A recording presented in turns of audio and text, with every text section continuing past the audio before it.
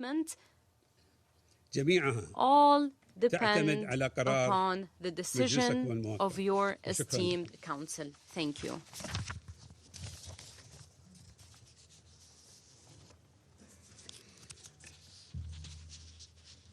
I shall now make a statement. No, I did. I resume my function as President of the Council. I shall put the draft resolution to the vote now.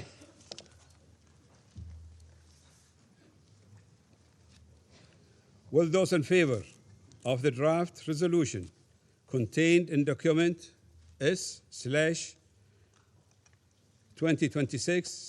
S/2026/273 please raise their hand.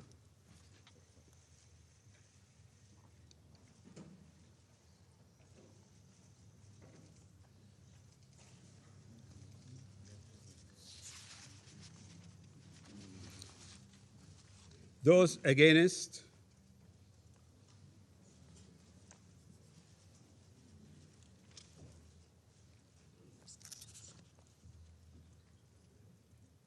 Abstentions?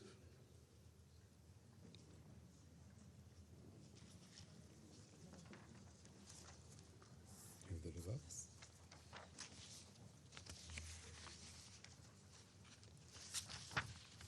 The result of the voting is as follows: 11 votes in favor, 2 votes against, 2 abstentions.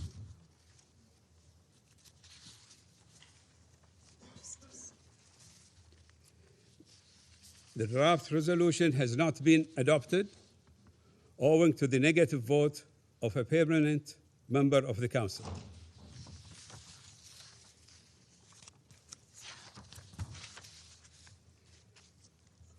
I now give the floor to those members of the Council who wish to make statements after the vote.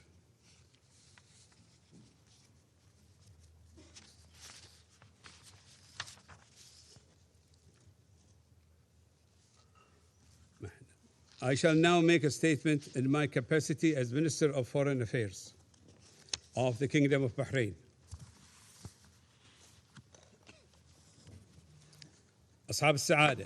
Your Excellencies, تعرب بلادي مملكة البحرين. my country, the Kingdom of ودولة الإمارات Bahrain, العربية المتحدة. and the United Arab والمملكة Emirates, العربية السعودية. the Kingdom of Saudi ودولة Arabia, قطر. the State of Qatar, ودولة الكويت. the State of Kuwait, بالإضافة إلى المملكة and الأردنية the الهاشمية. Hashemite Kingdom of Jordan عن أسفها البالغ express their لعدم اعتماد regret مشروع القرار المعروض أمام مجلسكم that الموقر the اليوم. resolution presented before you today has not been لقد أخفق adopted. المجلس The Council الاطلاع بمسؤوليته failed to shoulder تجاه its responsibility تصرف غير قانوني in relation to يتطلب an وضوحا وحزما لا يحتملان illegal التأجيل conduct أو التردد. that requires decisive action with no كنا delay. نأمل We had أن hoped يشكل مشروع القرار that the draft resolution خطوة نحو would حل present دائم a step towards a يضمن permanent حرية solution الملاحة that will الدولية ensure في freedom مضيق of هرمز navigational كممر freedom in the Strait of دولي Hormuz as an لا يحق لأي international دولة waterway أن that تعيق no country has الإبحار the right to obstruct بموجب القانون navigation الدولي. in it according to international law. وفي هذا السياق In this connection, نعيد التأكيد we على reiterate صوت المجتمع الدولي that والمتمثل في قرار المجلس الموقر the voice of international community as represented in this 2817 لعام Council and its resolution 2026 2017 الذي of عبر 2026, بوضوح which expressed عن فرض التزامات لا تحتمل التأويل أو الانتقائية في التنفيذ. imposition of obligations that should be implemented with no delay. هذه الالتزامات أو التهاون في Any فرضها inaction in this يقوض regard مصداقية will المجلس undermine the credibility of the ويشجع على Council مزيد من and الانتهاكات. emboldens to وعليه commit more violations. نطالب الجمهورية Accordingly, الإسلامية we call الإيرانية on the Islamic Republic of Iran بالامتثال الكامل لهذه to fully الالتزامات comply to these والتعاون obligations البناء مع المجتمع and الدولي to constructively بدلاً cooperate with the من international community الاستمرار في انتهاج سياسات instead التصعيد of continue وإطلاق to الصواريخ adopt البالستية policies of والطائرات escalation المسيرة and to employ دول ballistic الجوار missiles and launch drones التي against دعا neighboring مجلسكم countries إلى وقفها فوراً. the attacks that your council has called for their stop and end. And we call on Iran to stop its attempts to create a reality that is based on threat, economic pressure by obstructing navigation in the Strait of Hormuz, as this will have consequences on energy security, medicine, food supplies, international trade, in the world at large. Your Excellencies, threats to navigational freedom and regional security are not subject to statute of limitation. These challenges are persistent, which require collective action and decisive action. Accordingly, we stress that our countries will continue to work in coordination with their partners and allies to ensure the navigational freedom and the protection of international maritime waterways, to prevent the recurrence of these threats, to ensure security of international economy and maintain interests of international community. The draft resolution, which has not been adopted by your esteemed Council, reflects an urgent response to serious developments which created a direct threat to freedom of maritime navigation and impacted the safety and stability of international trade, energy markets, and food and medicine supplies. The draft has also aimed to consolidate principles of international law in relation to navigational freedom and ensure that waterways are not used as bargaining ships or tools of blackmailing. Failing to adopt this resolution sends the wrong signal to the world, to the peoples of the world. This signal that the threat to international waterways can pass without any decisive action by the international organization responsible for the maintenance of international peace and security. Threat to close the Strait of Hormuz and using it as a pressure card before the world is not anything new. It is a repeated conduct used by Iran for decades. Every time it has been used, it had direct implications on global markets, energy security, and food supplies, and the lives of the peoples of the region. We consider that the inaction of the Council and its failing to address this situation decisively will lead to entrench this kind of conduct and behavior that is irresponsible and that is contravening with international law. It will expand the scope of its risks, which is a threat to the stability of the world order. The Arab Gulf is not far from your countries, not in geography or economy. It is in the heart of your stability and prosperity. Its security is your security. And the Gulf countries are not only providing the energy supplies which move world economy, they contribute to the stability of the markets, and they support the supply chains, and they are a reliable investment and commercial partner, in particular the developing countries and countries of the South, which find themselves in the front line of those impacted by this crisis. And they bear the disproportionate cost of any disruption in supply chains and disruption of energy markets.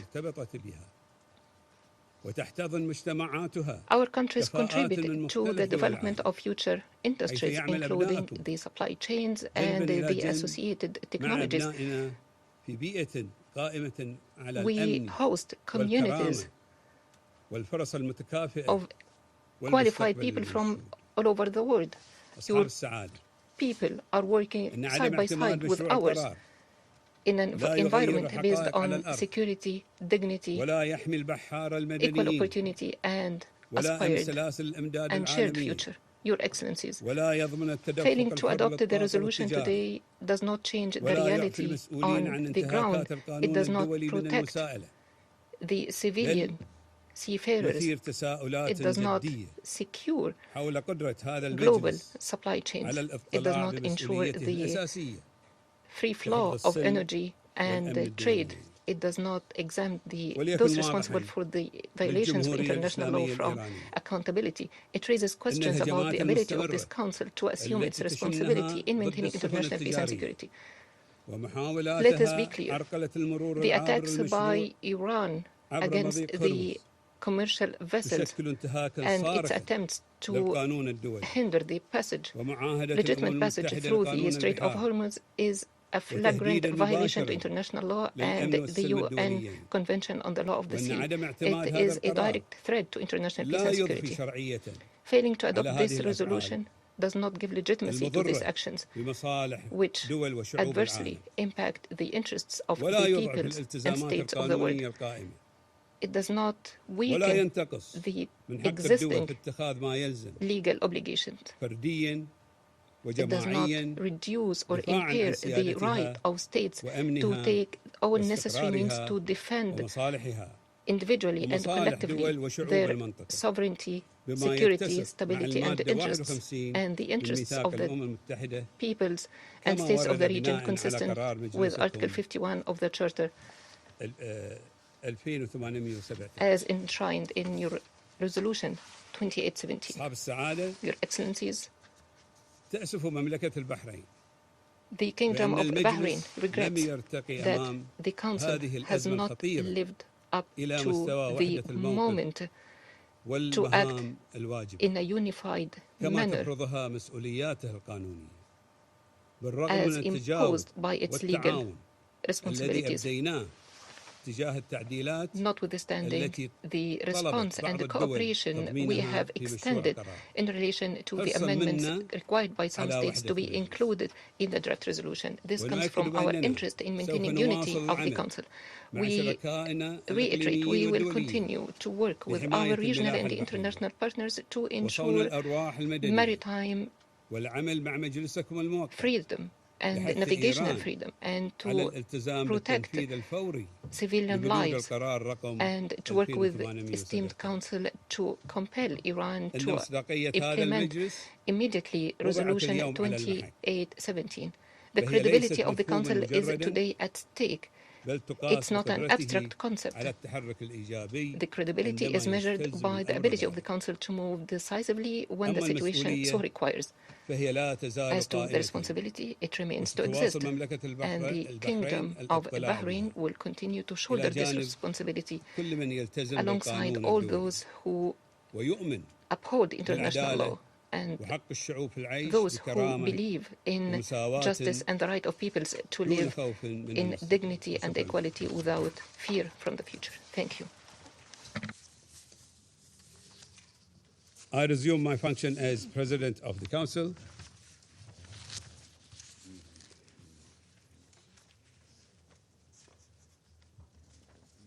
I give the floor to the representative of the United States. Thank you, Mr. President, for your statement. In mine, I want to be clear. I want very clear that the United States stands with Bahrain. The United States stands with the people of the Gulf at this moment of reckoning. Colleagues, this is a time for choosing, and the countries that just opposed this resolution, led by the Kingdom of Bahrain, have chosen to oppose them. Just over 3 weeks ago, this Council adopted a resolution which garnered a record-setting, a UN record of 136 co-sponsors with no opposition in this Council. It was the most supported resolution in UN history, and that resolution clearly demanded that Iran immediately cease its attacks and threats against neighboring states and condemned its obstruction of safe civilian shipping through the Strait of Hormuz. As President Trump explained in his statement last week to the nation and the world, we are here because Iran's tyrannical regime has persisted for decades in escalating its attacks against the American people, our allies in the region, and the world's commercial fleets, in flagrant violation of international law and nearly a dozen resolutions from the United Nations Security Council. Colleagues, 47 years ago, the Iranian regime's first act was to take dozens of Americans hostage. Now, it's taking the Strait of Hormuz hostage, and with it, attempting to take the world's economy hostage. Well, colleagues, that may be its last act. We'll see. Iran has laid mines in the strait.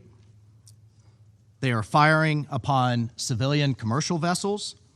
These vessels are carrying fertilizer, oil, medical supplies, other critical goods around the world.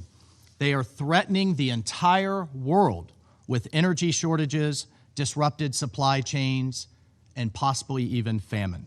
The Iranian regime has deliberately chosen to broaden their war to the Gulf by firing on our allies, not just U.S. military bases, but shooting in all directions. Just against the United Arab Emirates alone, Iran has fired over 500 ballistic missiles, over 2,000 drones, dozens of sophisticated cruise missiles. Again, not against military targets, against resorts and ports and hotels and civilian neighborhoods in absolute and flagrant violation of international law. The Kingdom of Bahrain has sustained thousands more ballistic missiles, drones, cruise missiles, again, against civilian neighborhoods. Iran has deliberately chosen to broaden their war even further. Iran's foreign minister, Araghchi, has stated now the Strait of Hormuz is now Iranian territory. That's quite the pronouncement. And that they will treat it as their own territory. Again, holding the world's economy hostage. This was their choice to deny the world oil that's needed to heat their homes, African and South Asian states who need grain and fertilizer to pass freely through the strait in time for planting season in spring. As we speak, colleagues, as we speak right now, 80 UN and international humanitarian groups delivering medical aid, shelter, supplies, and food to humanitarian crises in the Congo, in Sudan, in Gaza, cannot pass through the strait. No one should tolerate that they are holding the global economy at gunpoint. But today, Russia and China did tolerate it. They sided with a regime that seeks to intimidate the Gulf into submission, even as it brutalizes its own people during a national internet blackout for daring to imagine dignity or freedom.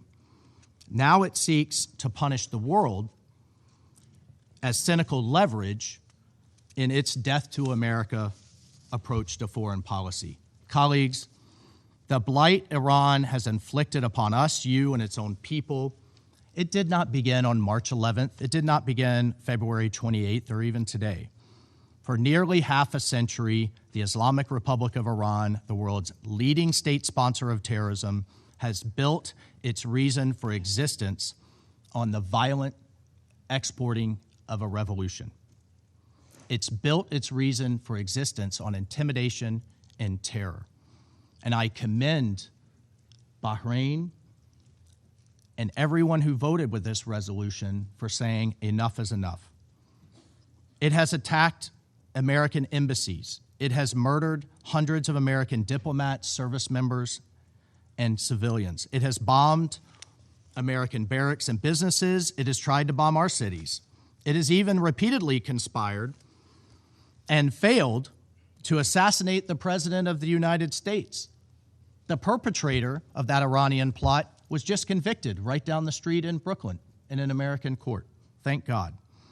This year alone, multiple agents of the Iranian government were convicted and intercepted in other plots to kill the president and an American-Iranian dissident who spoke right here at this council, Masa Alinejad, all in clear violation of Security Council Resolution 1373, which prohibits states from supporting acts of terror. 47 years and counting, colleagues, Iran has campaigned against peace in the region by any means necessary. Just this January, it slaughtered tens of thousands of its own citizens, as we discussed right here in this council. But yet, the regime then promised no more executions on its citizens. But what are they doing? Violating that promise, and instead are slaughtering, on average, one Iranian per day. People who dare to protest their own government. Iran has also armed terrorist proxies, targeted civilians, strangled shipping lanes, and destabilized governments. As a 2019 UN Secretary General report affirmed, it has hidden and encouraged its proxies to hide behind civilians and civilian infrastructure to attack Americans and our allies. The Secretary General himself affirmed Iran hides military hardware in hospitals and schools and civilian neighborhoods for propaganda purposes in the most sick and despicable way. Don't take that from me. Take that from the Secretary General and his own report. And now, according to the UN's UNICEF, the IRGC is openly recruiting children as young as 12 to be child soldiers. Right now, as their country suffers, they are spending millions per day to enforce an internet blackout on those same civilians and those same children that they are executing for daring to protest. Why is all of this happening? Because regional peace is a threat to Iran. Apparently, it's not good, or apparently it's bad for China and Russia too. It exposes the Iranian regime for what it is, which is a dictatorship punching at the kneecaps of its neighbors who have realized a better future for their people. Just across the Strait of Hormuz, cities like Dubai, Doha, and Manama, and Riyadh beckon the Iranian people for a better future. That's the threat, colleagues. That's what the regime doesn't want to see for its own people. Right across the Gulf, there is a brighter, better future, a different model. And they will not have it, and they're attacking it at every turn. I recently heard, colleagues, from an Iranian dissident, one who has been repeatedly harassed, threatened, and is in hiding. This Iranian dissident told me, do you know what the Iranian people fear the most? They fear that America will stop. They fear that we'll stop too soon. And that a new future, this is from the dissident, a new future, one who looks like what its Gulf neighbors have provided, will not come for them. Well, today, colleagues, certain countries stood in the way of that future, and the United States voted to protect that future. Mr. President, it is not lost on us that as we speak, your people, our allies across the Gulf, and American service members in the region are under a barrage of Iranian missiles and drones. They and you have shown great bravery. It is sad and unfortunate that Russia and China have not. We have long known that these countries are capable of paralyzing the Council through obstruction and manufactured confusion. Today's veto marks a new low, and it shows just how frightening a safer, more secure, more united Middle East can be. Colleagues, the rejection of this resolution will be explained today. You will hear today a number of excuses. You will hear that this was part of the U.S. campaign to ensure that the world is free of Iran's nuclear program. I will note today's result does not restrict the United States to continue to act in its own self-defense and in the collective defense of our allies and partners, and President Trump will continue the actions necessary to defend our people and the free world. The request from Bahrain and from the region was not unreasonable. They engaged every country on this council and took their inputs and thoughts on board. It was a simple resolution. Iran must stop attacking the Gulf, stop threatening its neighbors, and reopen the Strait of Hormuz. And I would note, colleagues, that Russia and China might have chosen better partners than Iran. They might have chosen to stand with our Gulf allies, with Manama, with Doha, with Abu Dhabi and Kuwait City and others. But instead, Russia has chosen to be a critical supplier of military equipment to Iran over the past year, in particular, delivering combat aircraft, helicopters, armored vehicles, and other arms to Iran, some of which violate Security Council Resolution 1929. Iran likewise has supplied Russia with hundreds of attack UAVs and UAV technology for use in Ukraine, including transfers before October 2023, and therefore in violation of Security Council Resolution 2231, which placed an arms embargo on Iran, voted by this council. And in September 2024, Iran began delivering hundreds of close-range ballistic missiles to Russia.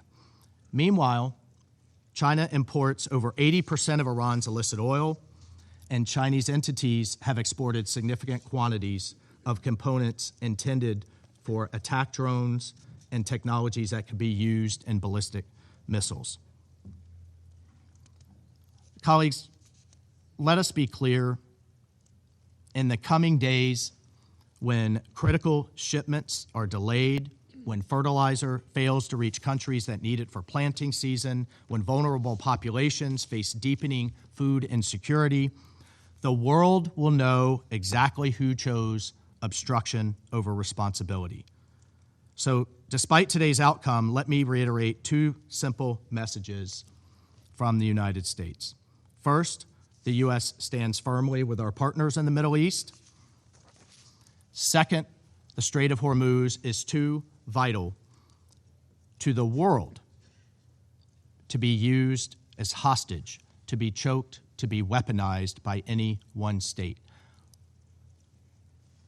Colleagues, let me be frank. Most member states here need the Strait of Hormuz more than the United States does.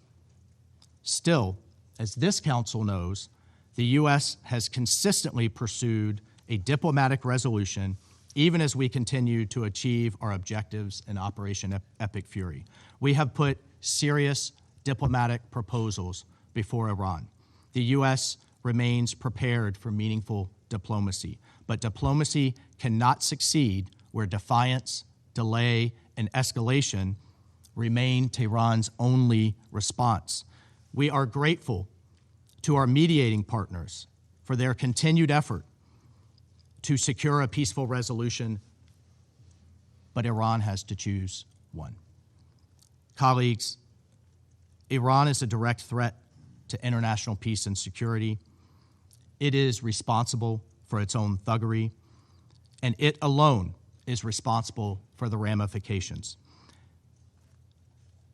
The book I live by, in that book, God has, quote, provided a way out, end quote. And even now, on the heels of Holy Week, Iran can also choose to reverse its decision to reopen the strait, to seek peace, and to make amends.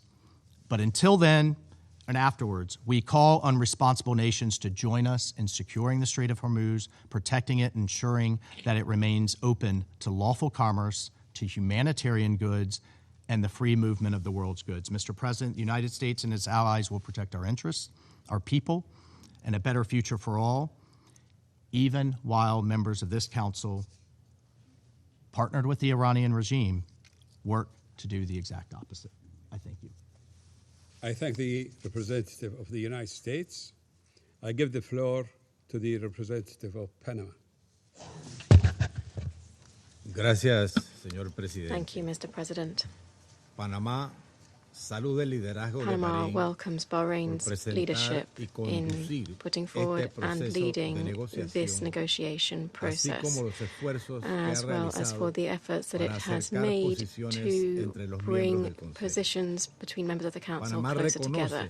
Panama recognizes the critical importance of safeguarding by all parties and at all times the protection of the civilian population and critical infrastructure, as well as ensuring maritime security and freedom of navigation in the Strait of Hormuz, which is an essential waterway for international commerce, energy security, and global economic stability. We reiterate our solidarity and our support for the countries of the Gulf and all of those affected by attacks on civilian infrastructure and international navigation in this important strategic area.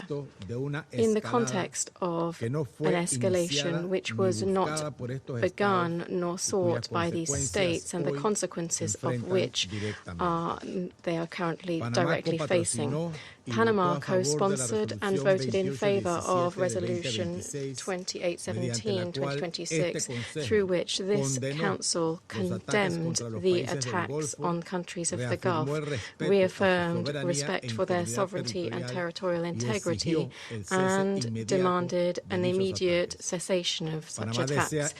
Panama also wishes to underscore and welcome the position of containment demonstrated by countries of the Gulf in the current context, which, despite having been subject to attacks, voted not to escalate the situation through the exercise of proportionate responses, which in the legitimate right to self-defense contained in Article 51 of the UN Charter.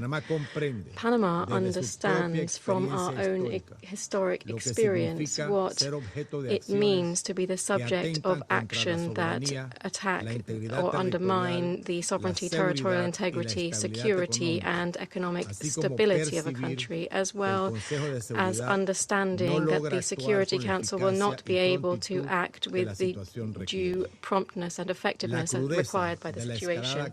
The cruelty of the current escalation and the intensification of the strikes that we are seeing at the moment strengthens our firm belief that this Council cannot stand by in light of situations that have direct impacts on international peace and security.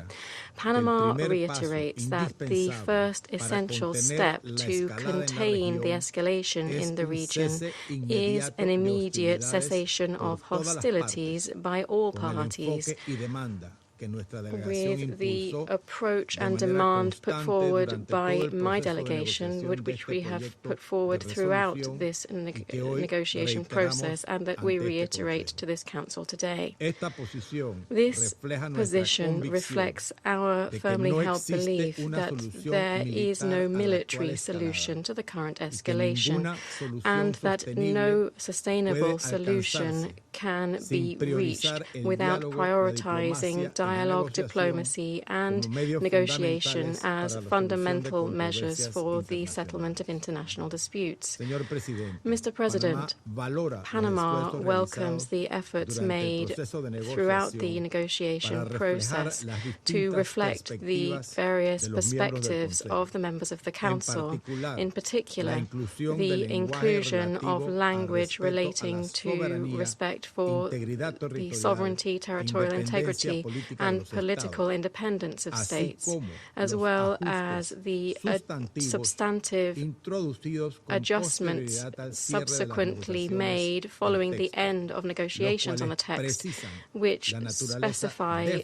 the defensive nature of the measures contemplated, since this is a crucial element that contributed to bringing positions of members of the Council closer closer together. We insist that any measure that would be taken under the framework of this resolution should be implemented not only with this defensive purpose in mind, but also always strictly in accordance with international law, including international humanitarian law and international human rights law, with full observance for the protection of the civilian population and civilian infrastructure. Mr. President, Panama, as the sovereign owner and responsible operator of the Panama Canal, and as the holder of one of the largest registers of maritime shipping, notes that, particularly sensitively, any step that might affect the predictability, security of international navigation. These considerations have direct and concrete implications for our country, to the extent that escalation-based scenarios might have harmful repercussions on other strategic routes. In light of the urgency of the situation and the need for the Security Council to act, Panama resolved to support the adoption of the resolution, which in its final version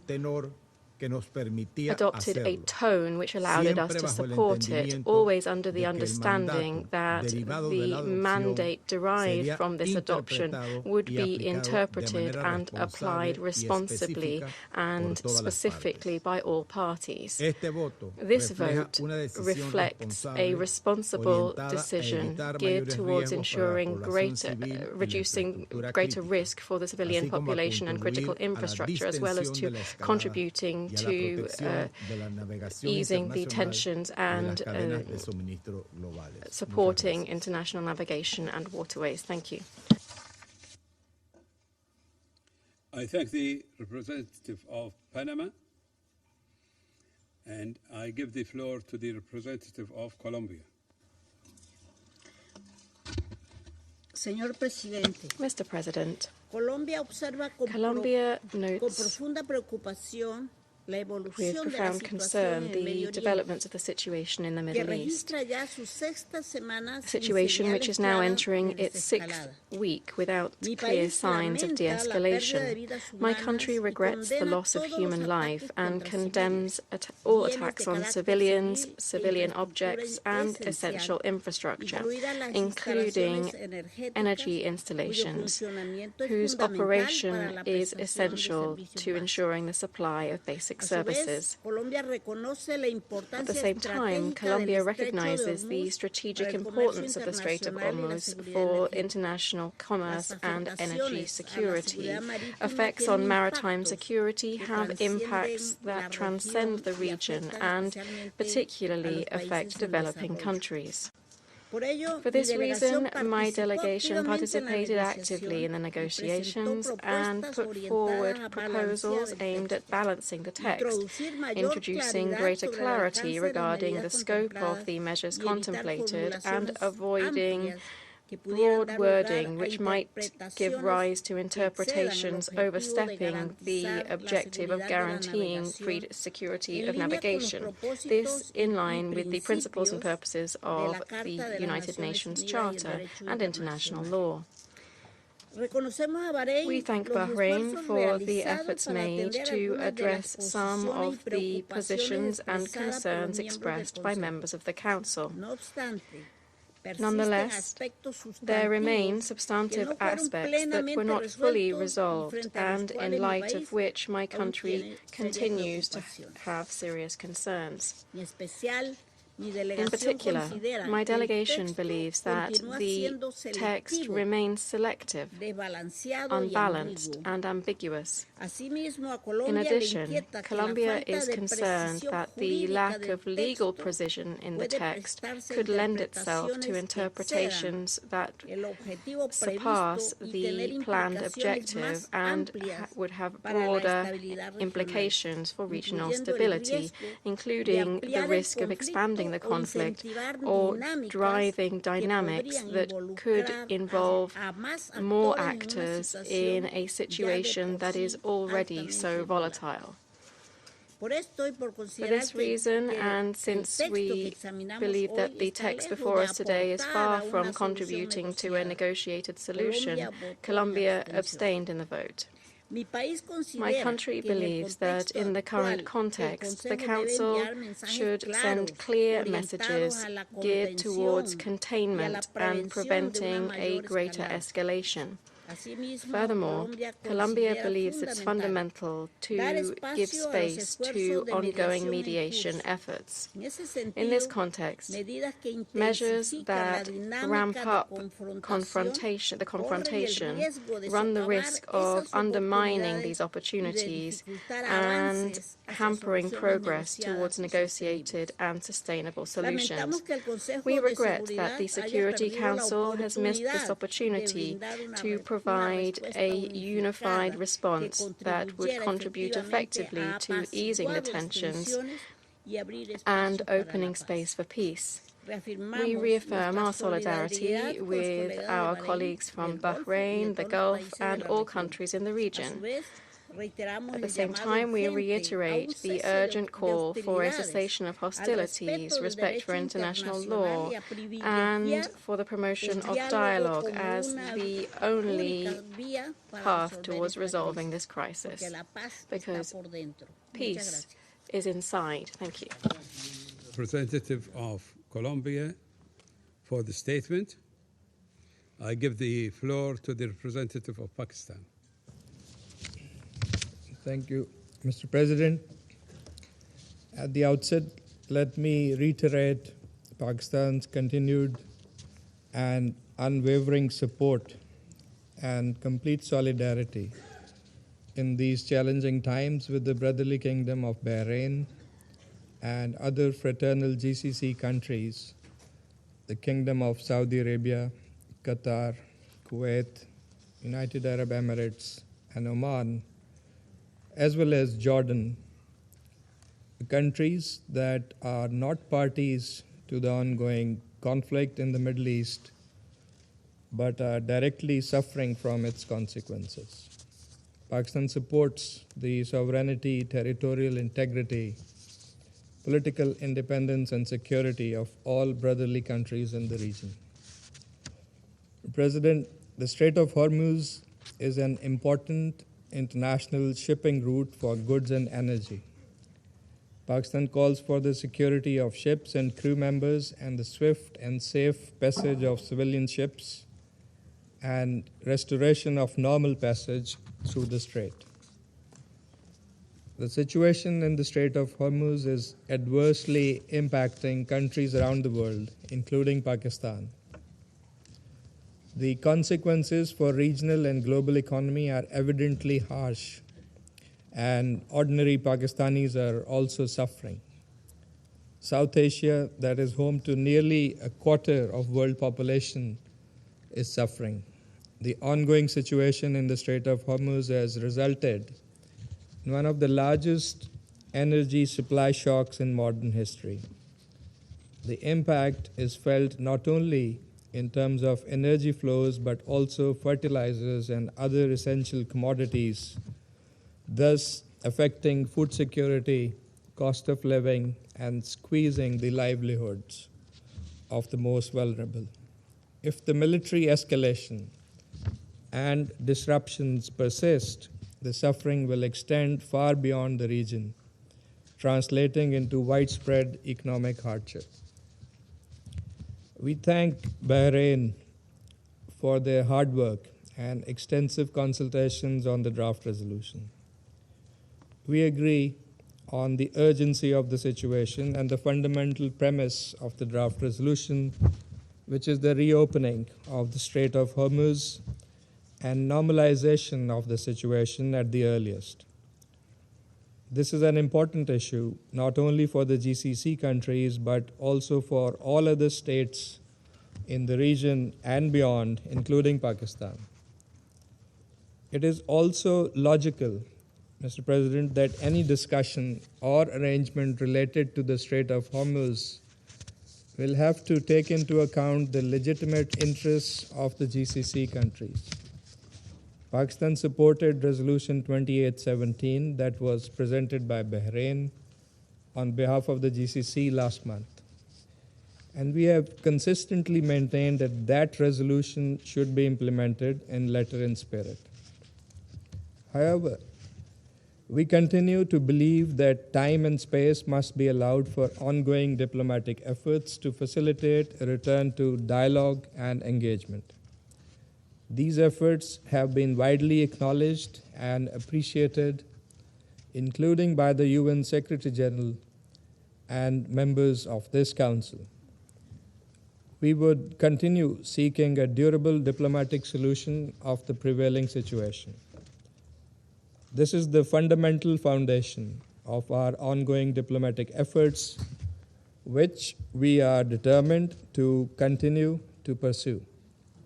At this critical juncture, restraint, diplomacy, and dialogue must prevail. Pakistan has been actively engaged in diplomatic efforts towards that end in concert with its partners in the region and beyond.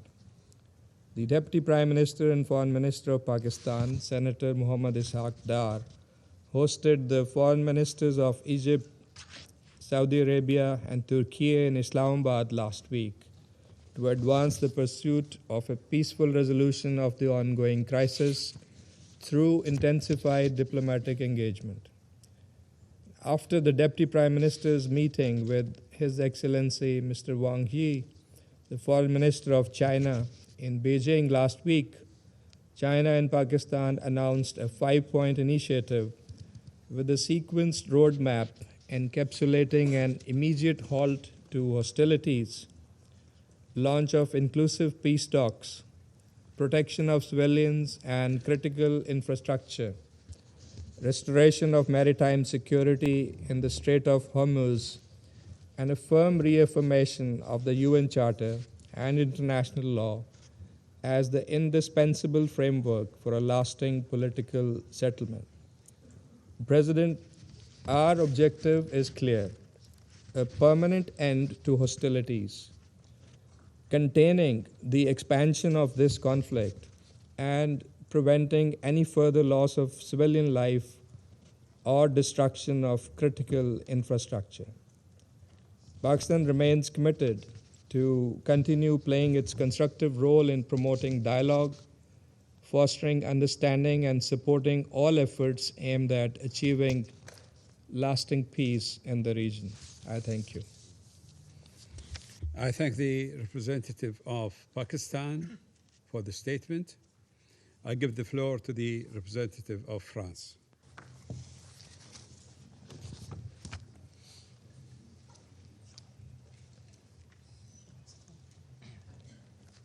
Merci, Monsieur le Président. Thank you, Mr. President. Mr. President, France déplore deplores que le projet de the fact résolution that présenté the par draft resolution Bahreïn which was tabled n'ait by pu être Bahrain adopté was not able to be en raison du adopted veto opposé owing par deux to the membres permanents du veto Conseil de cast sécurité. by a permanent member of the Security Nous tenons à Council. remercier We wish to Bahreïn thank Bahrain pour les efforts de for the consultation efforts déployés au of cours de la consultation which négociation were de ce undertaken over the texte course of qui negotiations on this méritait text, l'appui which de tout ce deserved Conseil. the support of the full La France a voté en Council. faveur de ce projet de France voted résolution in parce que favor la of this liberté draft de resolution navigation et la because sécurité freedom of maritime navigation, dans le maritime détroit safety and d'Ormuz sont security in the Strait of primordiales pour la Hormuz stabilité du are of critical Moyen-Orient et importance la for the stability of the Middle internationale East et and for parce que ce international texte stability, and contenait, because the selon la text, France, in our une view, partie des moyens nécessaires pour contained les a continuer. part of the means Monsieur le necessary to Président, depuis contribute plusieurs to semaines, this. l'Iran Mr. bloque President, for a de number of fait weeks now, le détroit Iran d'Ormuz. has de facto La been France a condamné les blocking the attaques Strait of iraniennes Hormuz. contre des France navires condemned commerciaux et a Iranian exprimé sa attacks targeting préoccupation face au commercial risque de vessels, and we minage du voiced our détroit. concern in light of Ce the risk blocage of est une violation mines there. du droit de la mer, This en même temps interference qu'une and menace pour les obstruction constitutes a approvisionnements violation of the mondiaux right en engrais of the et law en of the énergie. seas and Les undermines conséquences s'en font global sentir provisions pour in toute energy l'économie and fertilizer. mondiale, The en consequences are particulier pour les populations les reverberating plus for the vulnérables. entire global economy, blocage and doit particularly cesser. afflicting the La most liberté vulnerable de populations. This navigation obstruction doit must être cease, rétablie. and freedom of navigation Le must be 11 mars restored. On the 11th of March last, the Security Council adopted Resolution 2817, resolution which condemned Iran's indiscriminate strikes targeting Iran and Jordan, and targeting the Gulf states and Jordan. This resolution, which France supported and co-sponsored, recalls that rights and freedoms of navigation in the Strait of Hormuz must be respected under all circumstances. This resolution recalls the fact that rights and freedoms of navigation in that said strait must be respected. And Mr. President, we regret the fact that the Council has been blocked from supporting efforts to provide security and safety of navigation in the Strait of Hormuz. And the aim was to encourage strictly purely defensive measures to provide the security and safety for the strait without spiraling towards escalation. It reaffirmed in a useful manner the right of states to protect freedom of navigation, commercial vessels and crew in accordance with international law in the face of attacks and provocations. This resolution contained, inter alia, paragraphs calling for de-escalation in the Strait of Hormuz and the Gulf, the cessation of attacks targeting civilian infrastructure, the resumption of diplomatic efforts geared towards achieving lasting peace in the region. It is hard to understand that two permanent members of the Security Council who state their commitment to diplomacy and peaceful dispute resolution cast their veto in the light of these provisions. The text encouraged states to coordinate efforts to establish security-related initiatives for maritime navigation in the Strait of Hormuz, specifically through the defensive missions. We deplore the fact that this was not adopted today, but we do intend to continue to work alongside international partners to establish an initiative to contribute to security of maritime transit in the strait when conditions permit. Resolution 2817 and international law already allow for this to be the case. Despite the fact that the draft resolution was not adopted, the efforts which we support need to continue, including at the Security Council, to pave the way for a de-escalation and a ceasefire, which is more necessary than ever before, to restore freedom of navigation in the Strait of Hormuz in accordance with the law of the sea, and beyond that, to tackle the multi-pronged threats posed by Iran, including its support for the network of regional allies and nuclear and ballistic missiles programs.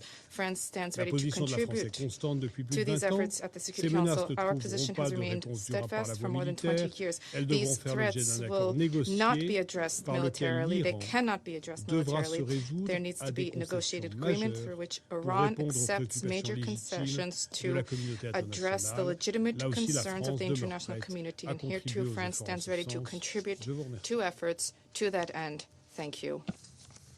I thank the representative of France for the statement. I give the floor to the representative of Greece. Greece voted in favor of the resolution presented on behalf of Bahrain, Jordan, Kuwait, Qatar, Saudi Arabia, and the United Arab Emirates, reiterating its strong solidarity to the countries of the Gulf and reaffirming the importance of safeguarding freedom of navigation and maritime security in the Strait of Hormuz. On this occasion, I would like to thank Bahrain for their tireless efforts to drafting this resolution, and we regret that its adoption was not made possible today. The Strait of Hormuz remains one of the most critical maritime routes and a vital artery for global international trade and energy supply. Any disruption to its normal functioning carries immediate and far-reaching consequences for international peace and security. Freedom of navigation constitutes a public good. We have repeatedly condemned Iran's illegal and unprovoked attacks against the countries of the Gulf region and elsewhere. Any actions by Iran that jeopardize that unimpeded passage of commercial and merchant vessels through the Strait of Hormuz must cease immediately. Greece remains firmly committed to promoting maritime security and freedom of navigation, in accordance with international law as reflected in the UN Convention of the Law of the Seas, UNCLOS. It is in this context that Greece today voted in favor of this resolution, which aim was and is to encourage the coordination of efforts defensive in nature to ensure the safe and unimpeded flow of maritime traffic through the Strait of Hormuz and to contribute to stability in global energy markets. All ships should enjoy the right of transit passage through the Strait of Hormuz in accordance with international law as reflected in the UN Convention of the Law of the Sea, which is rightly recognized as the Constitution of the Ocean and codifies customary international law and is thus binding by all states. In concluding, Mr. President, a de-escalation of hostilities remains of paramount importance, both with regards to the wider conflict and the situation in the Strait of Hormuz.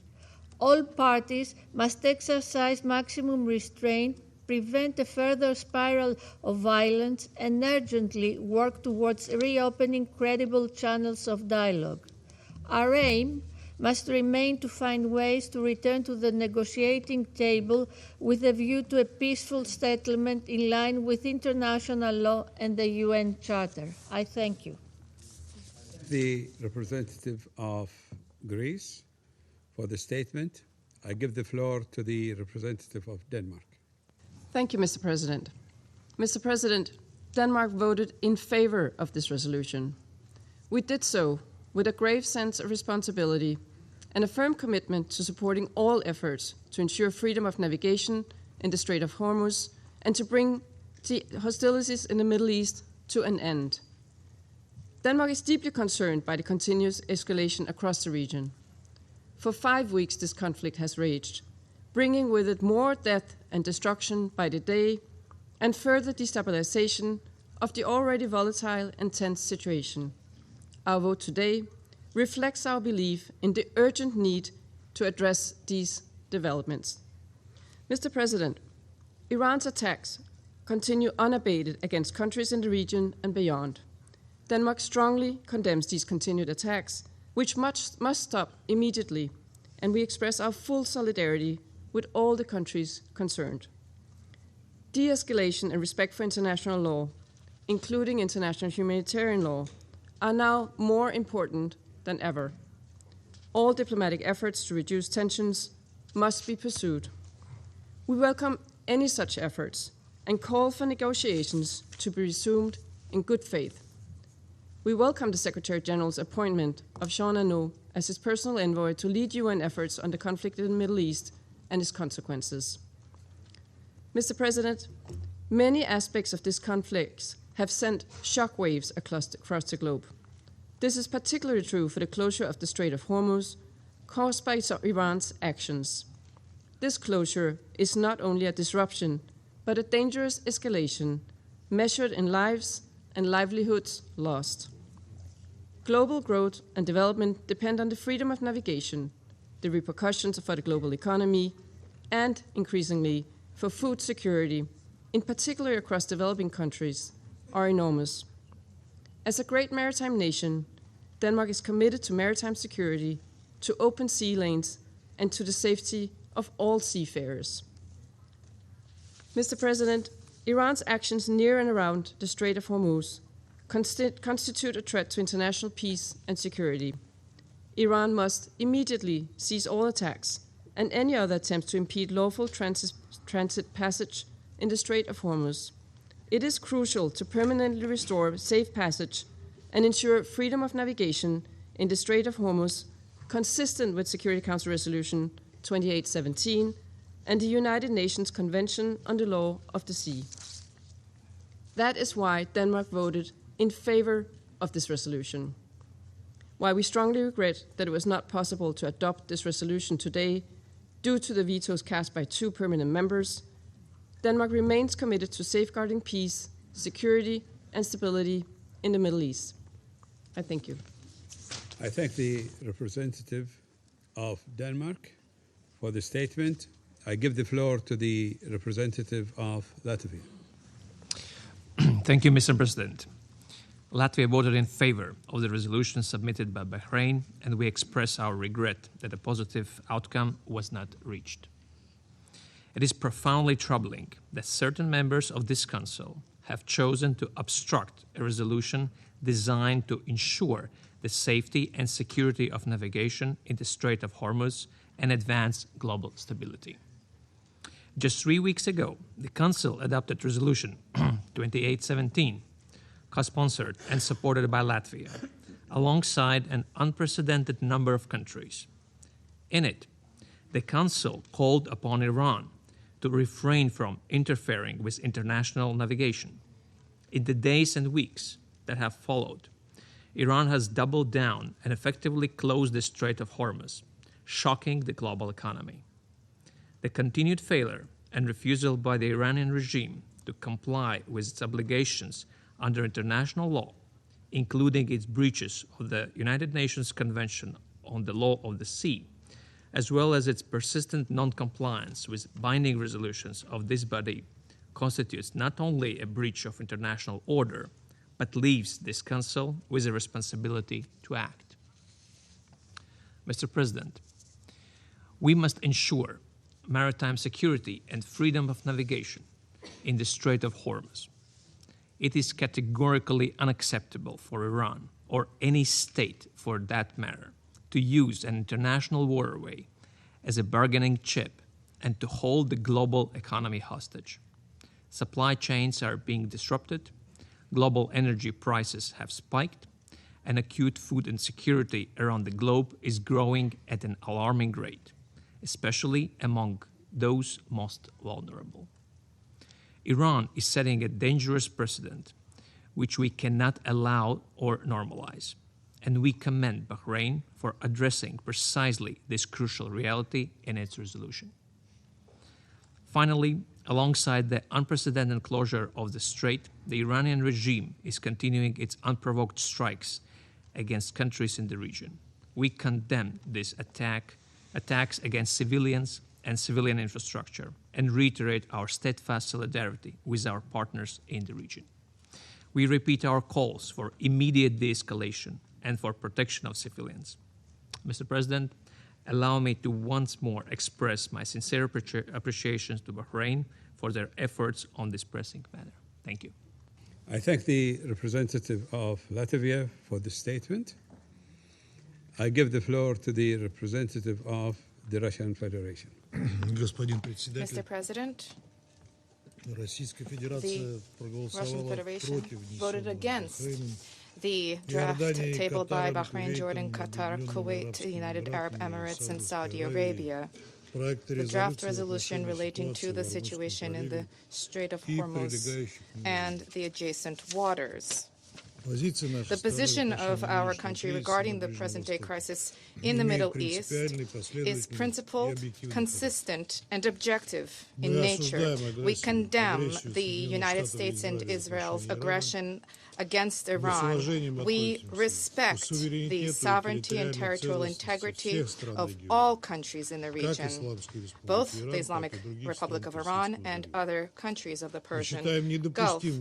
We reject strikes targeting their civilians and their civilian infrastructure, and view this as unacceptable. The Russian Federation undertook and continues to undertake efforts, including at the highest levels, to end such actions. We are striving to achieve a prompt establishment of peace in the Persian Gulf and in the Middle East.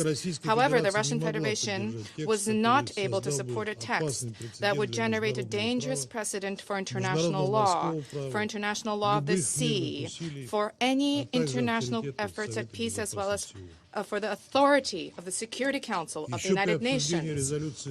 Back when Security Council Resolution 2817 was being negotiated, we called upon all Council colleagues to adopt a balanced and an objective approach. Similar, equitable messages have already been repeatedly broadcasted by the Secretary General of the United Nations, calling upon the United States and Israel to end the war and calling upon Iran to cease attacks on its neighbors.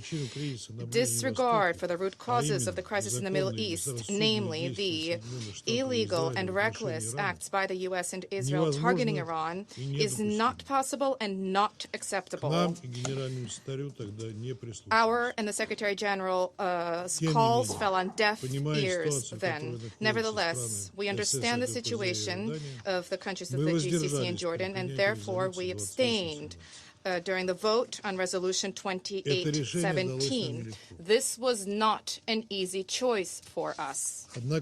However, this time, our partners from Bahrain and their like-minded partners went much further, having tabled a fundamentally erroneous and dangerous approach to the situation in the region. Essentially, nearly each paragraph of the draft they proposed abounded with unbalanced, inaccurate, and confrontational elements.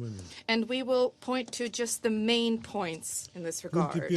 In paragraph 1 of the preamble and paragraph 6 of the operative part, Iran's actions were presented as the sole source for the so-called destabilizing activities and regional tensions. When it comes to the real causes for the current crisis in the Middle East, namely the U.S. and Israel's illegal attacks targeting Iranian soil, this was something which was not mentioned at all. And this, despite the fact that in paragraph 3 of the preambular part, the sponsors themselves highlighted that threats to maritime navigation in the Strait of Hormuz began to emerge precisely on 28 February 2026. This, incidentally, flew in the face of their own statements that the current initiative was designed to become a response to certain decades of threats to freedom of navigation by Iran. In paragraph 6 of the preamble, attempts to interfere with the international navigation of the Gulf of Strait of Hormuz were categorically portrayed as threats to international peace and security. There was deliberate disregard for the fact that a significant part of the Strait of Hormuz is within Iran's territorial waters, and this was deliberately overlooked.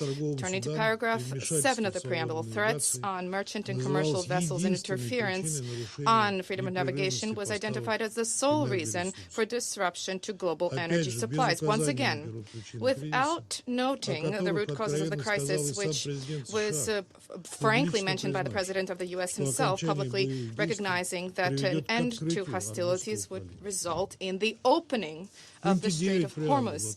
Turning to paragraph 9 of the preamble, as well as paragraphs 1 and 4 of the operative part, there were references to the UN Convention on the Law of the Sea, dating 1982. This international legal instrument does not apply to circumstances of armed conflict, which we stated on a number of occasions during the negotiations process. Paragraph 10 of the preamble noted that the source of threats to international peace and security in the context of the current crisis allegedly is Iran. Deletion from this paragraph of the reference to paragraph 7, to chapter 7 of the Charter was not a panacea. Such language, essentially, in any event, can be interpreted by states acting in bad faith as legitimizing the use of force. Paragraph 2 of the operative part does not call, speaks for itself. It proposes that the Security Council give a green light for the use of certain protective measures, the scope and breadth of which is unclear to us, under the pretext of ensuring safety and security of navigation without any consideration for the sovereignty of littoral states. The qualification about the purely defensive nature of these efforts essentially does not change the situation, especially given the fact that the sponsors themselves made clear that this was referring precisely to offensive measures, which was starkly seen in the language of paragraph 3 of the operative part, which emphasizes that states acting in accordance with paragraph 2 need to act in full compliance with international humanitarian law. In paragraph 7 of the operative part, notes that that the Security Council would stand ready to consider further measures against those who undermine navigational rights and freedoms. This is an obvious hint at attempts to leverage sanctions pressure, irrespective of whether this is explicitly stated here or not. Turning to paragraph 7 and 8, not only this referred to the Strait of Hormuz, but also Bab el-Mandeb. So the sponsors deliberately expanded the geographical scope of their draft, thereby giving even greater grounds for expansive interpretation thereof. Turning to paragraph 9 of the operative part, despite the correct reference calls for diplomacy, this referred exclusively to de-escalation of hostilities in the Persian and Oman Gulf regions, as well as the Strait of Hormuz. When it comes to the need to cease the U.S.-Israeli aggression, this was swept under the rug. No mention was made. One thing is clear, Mr. President, regardless of attempts by the sponsors to make the text general, in terms of the language, the essence thereof remained unchanged, namely granting carte blanche for the continued aggressive acts and ongoing further escalation. What this would imply from the legal standpoint, as well as the implications for the situation on the ground, is clear to us, especially at a time when we hear statements from the U.S. President about the readiness to destroy Iran if the Strait of Hormuz is not open. Once again, it behooves us to remind the Council members about the distortion of the Resolution 1973 adopted by the Council in 2011 on Libya, and what the loose and expansive interpretation thereof caused. The limit of trust in states which advance offensive measures under noble pretexts and streamlined language was exhausted then. We have already seen how the United States strove to justify their strikes against Iran with the right to defense in accordance with Article 51 of the UN Charter, generating a preventive interpretation thereof. We stand in solidarity with Arab states who were implicated by Washington, who were victimized by the tragedy in the region. And despite that solidarity, we cannot but note that attempts to impose the rules of the game in the Strait of Hormuz plays into the hands of those who wish to further undermine security and stability in the Middle East and beyond. The protective measures to protect vessels, like any other property of member states of the United Nations, does not require Security Council resolutions. So it's sufficient to have references to Article 51 of the Charter of the United Nations, which grants the right to self-defense virtually under any circumstances. The spread of operations for security purposes in the Strait of Hormuz without the consent of littoral states is yet another reason for which we were unable to accept and to adopt vote in favor of the draft tabled by Bahrain. Colleagues, the adoption of this kind of a document, which disregards the broad context of the situation, would further antagonize Iran, which was already enduring the daily U.S.-Israeli strikes. On the country's territory, vast numbers of civilians are perishing. There are now nearly 2,000 of such civilians who have died, one quarter of whom are women and girls. The supreme leader has been killed, and as have many of the country's leadership. Civilian infrastructure is being attacked, including schools, hospitals, universities, energy, nuclear facilities, including the Bushehr power plant. And this is liable to morph into catastrophic humanitarian repercussions for Iran and for the entire region. We wish to underscore that the Security Council did not agree to a single line with an assessment of these violations of international law. And no excuses you will hear from us today, Ambassador Waltz. I will not dwell in detail on the egregious double standards of this approach. However, this was carried out in a completely illogical manner, even from the standpoint of simple pragmatism. The adoption of such a one-sided resolution would undermine any prospect for the resumption of negotiations for the purposes of resolving the crisis, and would also obstruct important and useful peace initiatives which are currently underway by a number of states, including China, Pakistan, and Turkey. If the Security Council were to adopt a position that was imposed upon it, then there would be no incentive whatsoever for Tehran to engage in contact in any form with Washington, Washington which twice already betrayed diplomacy. This was in June of 2025 and February of 2026. And as the U.S. began to conduct large-scale strikes against Iran at the height of the negotiations process. Mr. President, from the very start of work on the document, together with our Chinese colleagues, we conveyed to the Bahraini authors and other members of the Security Council our very serious concerns in connection with this initiative. We did not see room for revision of the text, which is why we urged our Arab friends to abstain from advancement thereof.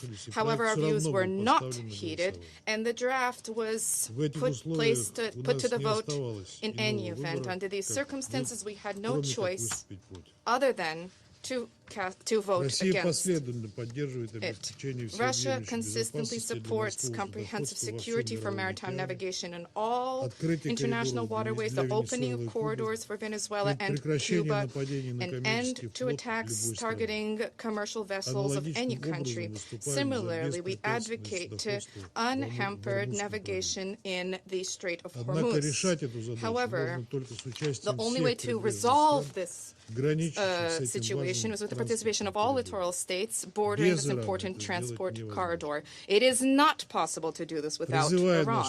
We call upon our Arab and Iranian friends to resolve the issue of navigation and the movement of vessels directly. We stand ready to facilitate such contacts.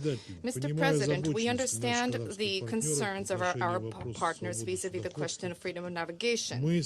And we, together with China, are proposing an alternative draft resolution on the current situation in the Middle East, including in terms of maritime safety and security. We are confident that providing for genuine freedom of navigation in the strait, which is of such critical importance for countries in the region and the entire world, the only way to achieve this is through a cessation of hostilities and through achievement of a negotiated solution. Our draft will be concise and equitable and balanced in accordance with the principles of international law and the Charter of the United Nations, specifically regarding peaceful dispute resolution. In this connection, we are putting this straight away in blue, and we will report on plans for voting shortly, and we trust that the membership of the Security Council will provide their support. Thank you.